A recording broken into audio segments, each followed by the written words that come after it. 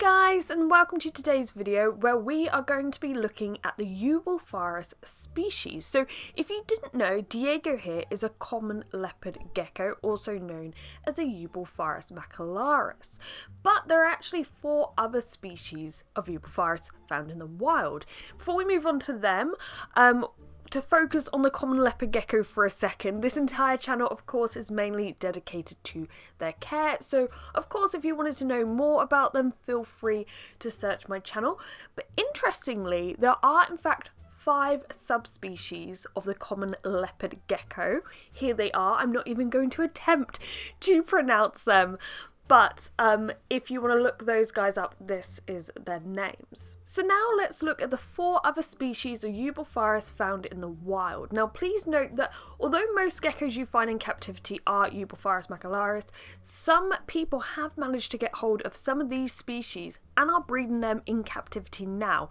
But they're sometimes hard to get hold of and can be quite expensive. And of course I don't actually own any, so any photos I use I will credit where I got them from and link helpful websites below.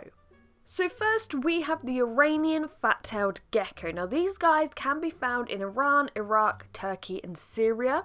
You'll notice that all these species look very similar to our common leopard geckos, obviously because they're related, but what's interesting about the Iranian Fattailed gecko is its size. It would probably easily dwarf Diego here. So here's a photo from Gecko Boa's website where they compare an Iranian fat-tailed gecko hatchling with common leopard gecko hatchlings, and they're literally hatched out the same day. Apparently, when they first hatch out, they're around 10 to 12 grams, and if you know anything about common leopard gecko hatchlings, like that, they're very small. So, these guys are massive, and they don't reach full maturity until 3 to 4 years old. Interestingly, there are 4 known localities of these geckos, which I will list here because once again, I am not here to mispronounce stuff. You can look these things up. But yeah, overall the Iranian fat-tailed geckos are our common leopard gecko's giant cousins. Next up, we have the Western Indian leopard gecko. Now, as their name suggests, they live in Western India. There doesn't seem to be a ton known about these guys, but they are a similar size to our common leopard geckos. However, I kind of feel like they look smoother, like almost velvety. But yeah, they've been spotted living in forested hill tracts, boulders and scrublands. Now on the flip side to the Western Indian leopard gecko, we have the Eastern Indian leopard gecko.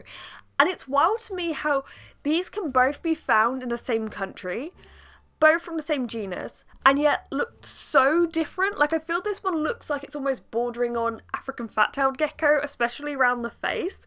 Now according to Gecko Boa's website, which I will link below because it's super interesting, Eastern Indian leopard geckos are a medium size. They seem to prefer more humid conditions and slightly lower temperatures in comparison to our common leopard geckos.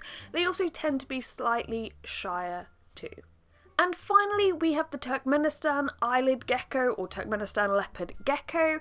What's interesting about this gecko is some people theorize that it could actually just be a subspecies of the common leopard gecko, since genetically they're very closely related, and to be honest, they look very similar.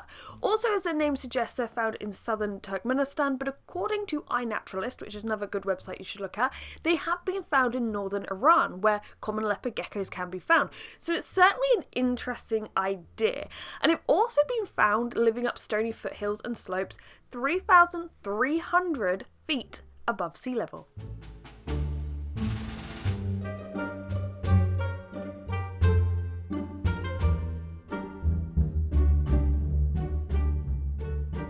Out of all of these, which was your favourite? Let me know in the comments below. I would absolutely love to see an Iranian fat-tailed gecko in captivity, just because to me Diego's a big gecko, but apparently they're bigger, so that would be really interesting to see. But yeah, as always, if you haven't already, please subscribe. Apparently the majority of my viewers aren't even subscribed, so just click that red button. But yeah, thank you for watching guys, and goodbye.